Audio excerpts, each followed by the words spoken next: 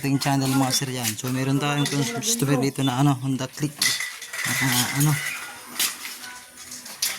Nagbubulwak yung coolant. Yan, so bali ito mga sir is pinagawa na dun sa sa ibang shop. Bali din natin i-reveal yung ibang shop na gumawa nito. Sa parting na buwa. Hindi bali kami tayo mga sir. So balan dito yung may-ari. Tapos yan. Dito na sa atin. Yung issue nga. Yan, naubusan ng coolant. Tapos yun nga, may mga pinalitan na tayo. Sinubukan na tayo pinalitan dito. Ito pinalitan na natin. Tapos papalit na tayo ng thermostat na bago. Tapos ano pa yun? So bali yung issue nga pala nito nanggaling sa ibang shop. Sana change oil lang nangyari, naging change oil. Sakit. Pinapalitan daw kasi yung black.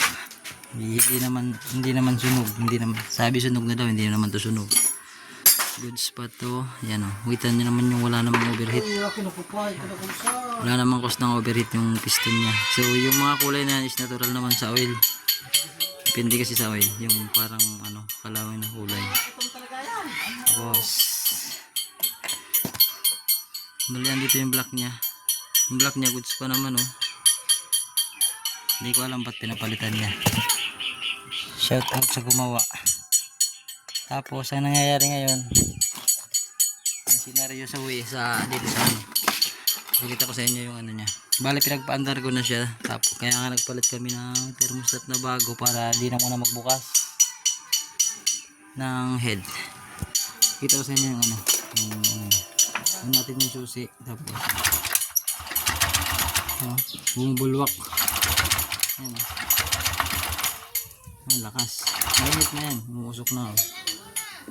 Yan. Yan. Bitin nyo yung coolant niya. Tapos yan. Ano yun?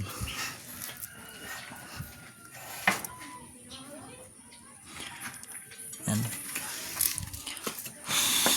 Ang iniisip ko dito baka hindi naman sila nagpalit ng ng gasket dito sa gitna. Kasi yan makikita yung gasket na yan mayroong yan. Or gasket, silicone gasket. Hindi ko alam kung anong nasa isip ng gumawa nito. Change oil lang, ginawang change oil. So bali bubuksan lang natin yung head. Tapos ang bala ko dito pag nabaklas ko na yung head niya, kasi babaklasin na naman, babalik na lang yung dati niya, itong dati na black, kasi goods pa naman ito kasi kung yun lang din yung repairin ko, papalitan ko ng gasket. Pinabili ko na siya ng gasket para saan lang ito, Apple, para babalik ko na lang itong dati niya, kasi kung maglalagay lang ako ng gasket, baka yung diferensya is dun sa black. Kung medyo bingkong, di ganun din ang nangyayari. Kung ma-sure na tayo dito sa para isang kabitan lang, isang baklasan.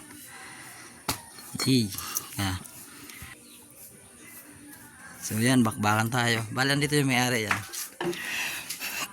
So babaklasin muna natin para makita natin yung loob. Andito nga pala yung brand na ginamit nila sa yan, Bwin yung ginamit na brand ng Honda Click, naka 52 0.4 mm.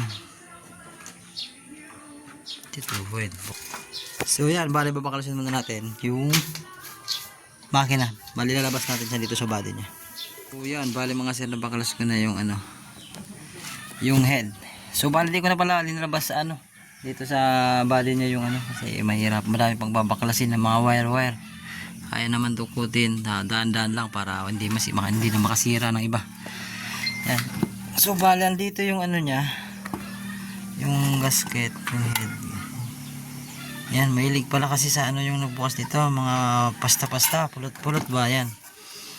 Hindi na lang nagpabili ng bagong gasket. Baka itong gasket na ginamit is yung dati din luma. Yan. So, mas maganda pa rin pag nagpapalit ng bago. Yung Apple maganda naman na brand. Sa lahat ng gasket na ginagamit ko, ito talaga pinapagamit ko. Katulad nga dun sa sniper, yun din ang ginamit natin, di ba? Yung sa sniper apple. Nas! Hanay ka! Yan. Tapos, di ko pa nasambit sa inyo, di na natin dito is hindi na maandar. Bali, ano siya. Kasi nga, yung yung spark plug na. Bago yung spark plug nito, bago na yan. Hindi nga ito nag-start nung nila dito. Dito yung spark plug nya. Pinalitan ko. Nung pinalitan, umandar na siya. Doon pa lang sa pagtanggal ng spark plug, nagdudo na ako kasi yan, yung kulay nya. Parang nakalubog sa baha. Yan. So, bali ang ko nito, babalik ko na lang yung yan, yung kita yung mga pasta-pasta nya. Nakakabara, kaya pala madami mga bara-bara doon sa ganyan ng radiator. Yan. Lilinisan lang natin to tapos. So sinasabi niya sunog daw yung pinalitan, mas sunog pa nga itong nakalagay ngayon, kung makita yung nilagay, mas sunog pang tignan. So tatanggalin natin, mas maitim pa to dun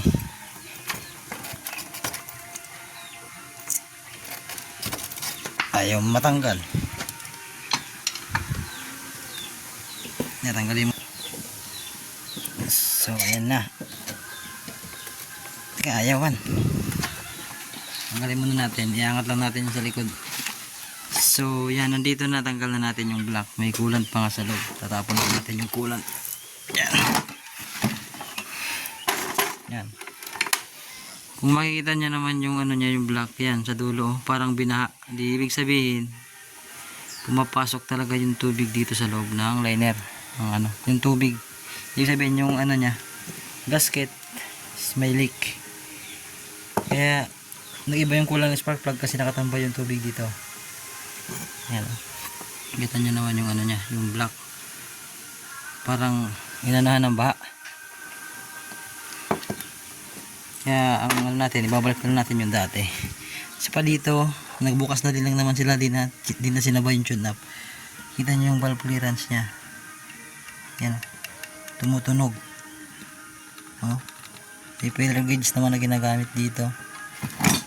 Kumpara natin yung luma tapos yung bago. Yan, dito yung luma. Yung luma, wala malinis pa yan. Madumi-dumi lang ng konti. Pero ito talaga may mga mancha-mancha na. Yan maganit sa makina yan. Parang may pumasok na Yan, ito okay pa to. Goods pa. Ibabalik na lang natin yung luma. Linisan natin pati itong head. Nagalin na natin yung tensioner nya dyan. So ngayon magpapalit tayo ng mga gasket. Papalitan natin to lahat. Tapos na to. Ito pinalitan bago. Tapos tingnan nyo yung piston nya. Mas maganda pang yung piston na tinanggal nila. Itong piston nila may tamaan sa ibabaw. Yan. May gasgas na. Tapos ng overheat or flapping. Yan. Pati yung ilalim. Tatanggalin natin. Tapos sala pa yung formation ng ng ring. Formation ng ring niya pang makalabas So yan, bahal natanggal na natin yung piston na kinabit sa kanya. Kita niyo naman yung niya dito. Gas tapos ibabaw. Kung alin ang mas maganda, ikukumpara natin dun sa luma. Sorry na sa luma. Ay, babalan dito yung luma niya. Yung original. Yan linis. Pati yung ibabaw niyan. Tapos sa itim pa naman. Kung alin mas maitim, di pa mas sunog. Itin tinanggal na sinasabi doon sunog. Tapos nagpalit na. Wala rin. Ibabalik na lang natin yung bago. Ay yung dati niya. Para goods na. Makita natin na goods na. Maging successful yun. Natulad ni Miko na successful na sa kamotor. Ngayon may bike na. So yun lang muna, abang-abang na lang kayo sa final natin dito. So babakalasin na natin. Hugasan ko lang pala. Yan. So bali tanghali na. Bali baka mag-puds-puds lang na sir, na kabit ko na nga pala. Nahugasan ko na rin yan. Then hindi ko na pinakita sa inyo yung yung video nung pagkabit natin. Yan. Hindi na ako gumamit ng mga pasta-pasta kasi nakakasira talaga yan mga sir. Yan. Salpak na lang. Basta bago. Tapos malinis yung pagkaano ng labi ng black. Andito yung bago. Makita niyo yung bago niya. Brand new yan. Sayang, gastos lang. Change oil lang, naging change oil. Change oil, naging change oil pala. Yan o.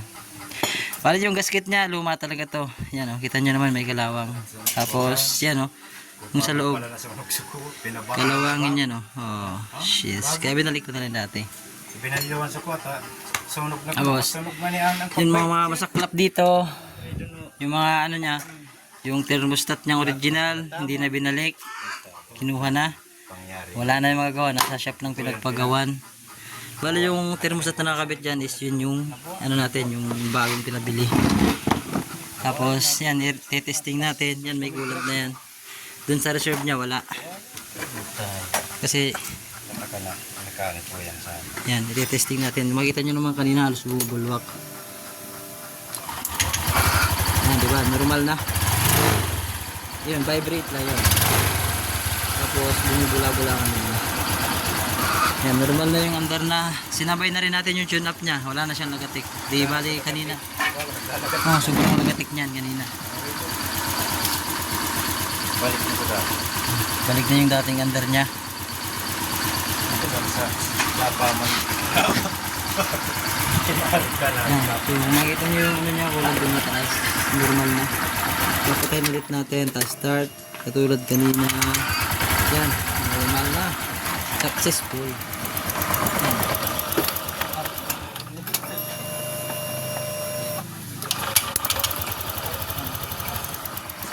Goods na siya mga sir. So, ang gagawin natin is tatakpan na lang natin. Yung spark plug niya, hindi pala to, bago na yan ito. Pinalitan na natin yan ng bago. So, ganyan lang mga sir, kung halimbawa ganun yung mangyari sa inyo pag i-start nyo. Tapos naman, kung nasa long ride kayo, wag nyong bubuksan ito ng, halimbawa na halata nyo nag-overheat, wag nyong bubuksan na mainit kasi yung tubig is bubulwak sa inyo.